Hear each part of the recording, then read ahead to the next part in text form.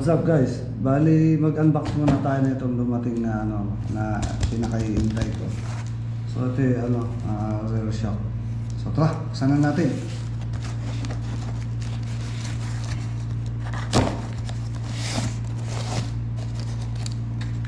Napakasimple lang ng karton niya, no? Ayan. Oops. Ayan naman. So, yun na.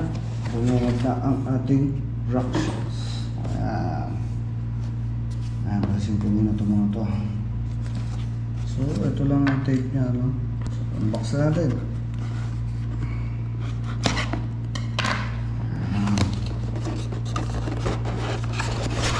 Wow. So ito yung 2023 model ng Rock Shox Super Deluxe Ultimate. So ang size nito 230 by 65. Ang niya is 170mm yung travel. So ang kasama dito volume spacer, no.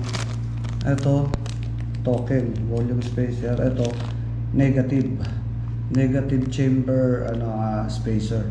Ito sa positive chamber spacer. Ano bang kasama niya? So sticker at saka yung product manual saka warranty. Yun lang. So ngayon install natin yung shock bushing. Alisin ko muna tong itong shock bushing niya na steel, no? Pagtanggal ng ng shock bushing, no, meron talaga dyan pangtanggal na puller. Gamit lang tong natin. Yan, lulusot lang yan dyan. Tapos tatapat lang natin siya. Tapos i-screw na natin to.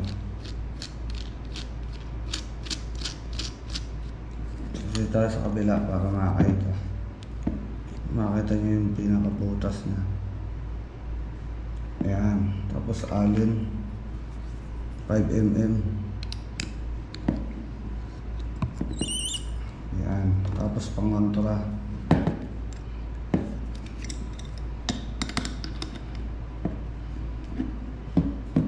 Ayan.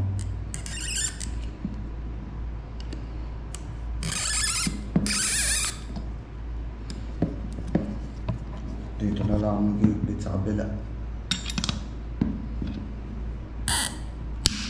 Yun.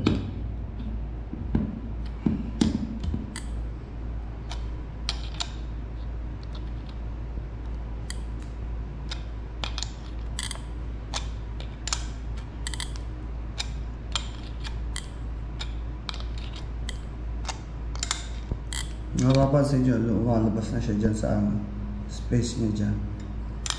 So tuloy lang yung paghigpit.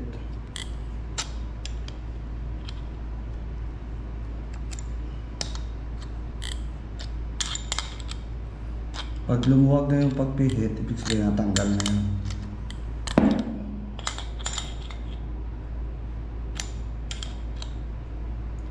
Oops. Lapit na guys. So pwede na to. Lambot na siya.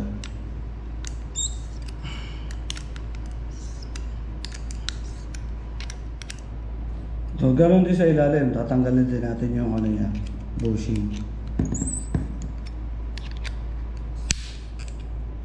Medyo malambot dito sa baba.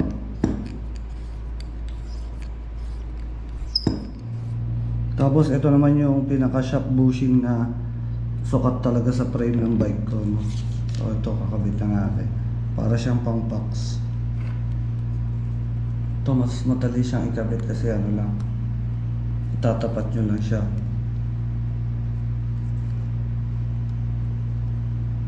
Kaya sasakto nyo lang siya.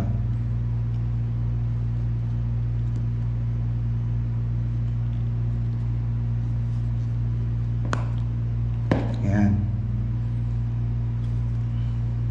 Tapos yung kabila.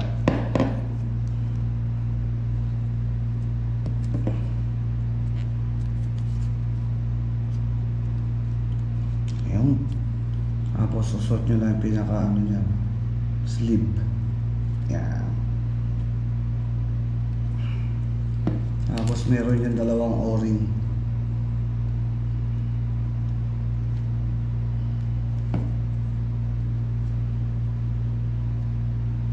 Oh.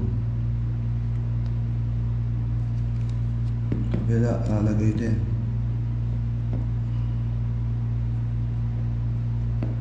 Tapos tsaka lagay yung spacer. Kabilaan. Yan, ready na siya. Sa baba naman.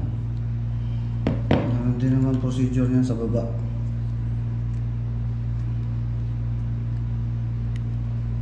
Yan. Kabila.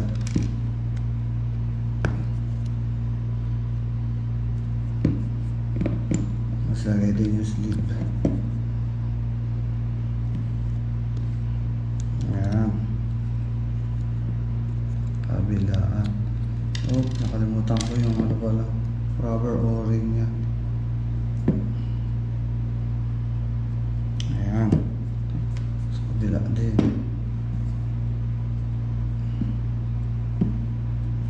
Tsaka natin lagay yung pinaka-spacer. Ayun. Ready na ikabit sa frame.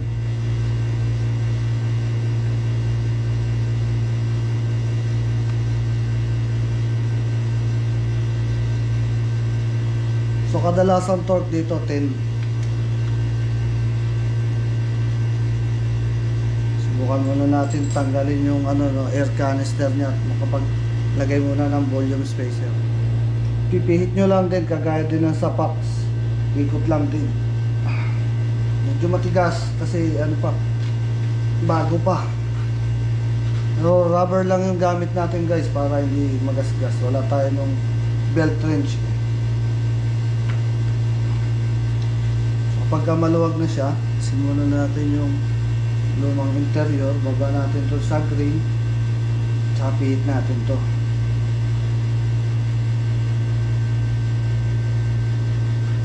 Yan. May pressure yan, tutulak yan guys. Kaya kailangan huwag nyo basta-basta bibitawan.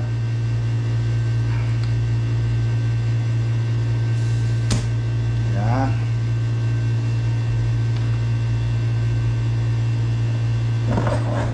Volume spacer na rin naman yan. Kaya lang dadagdagan natin. Ibababa muna natin itong pinaka ring niya rito, no? Tapos yung flat washer.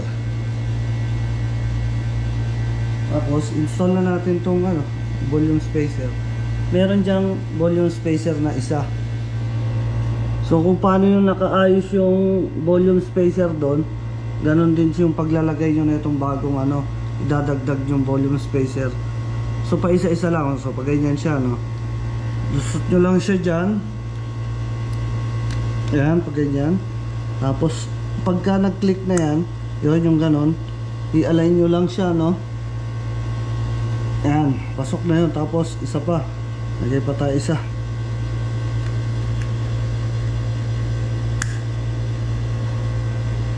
Ayan, i-sure nyo lang na naka-align siya na maayos.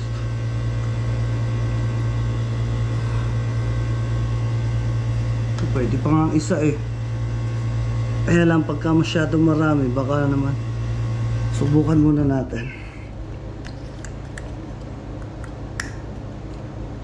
Dami.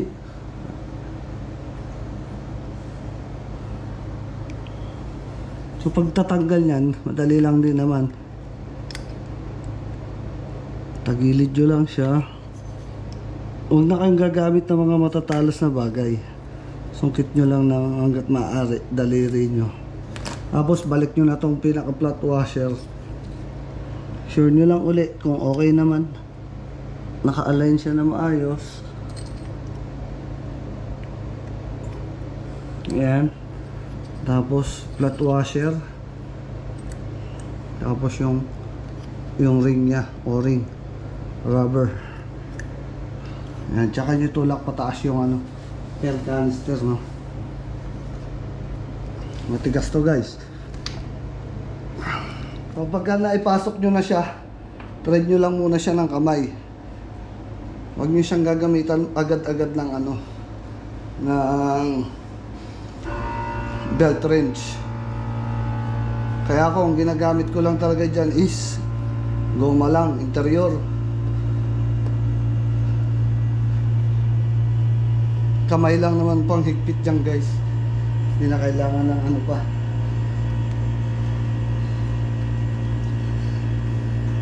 Yan. Okay na siya guys. Tapos balik na natin yung pinaka sagring.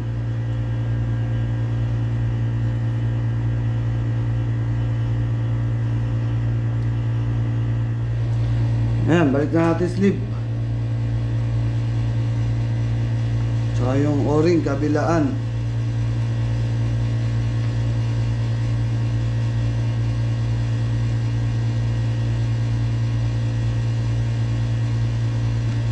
Dalawang spacer kabilaan. Gitna natin. Kaya medyo iangat lang natin yung gulong para maipasok yung rear shock. Ayan.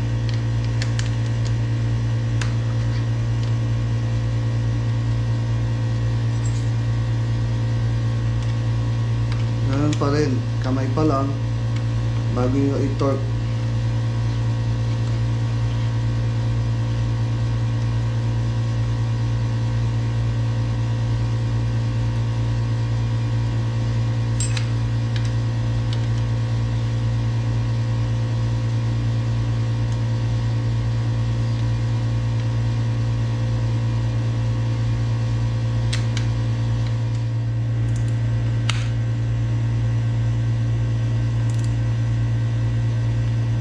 Okay, ang kabila. Yun,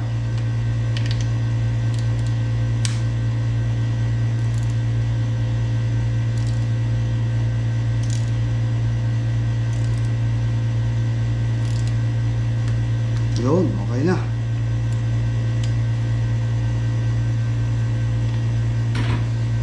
So ayan guys, tapos na natin ikabit itong ating rear shock at bubombahan na lang siya, no? So yun lamang po guys, salamat.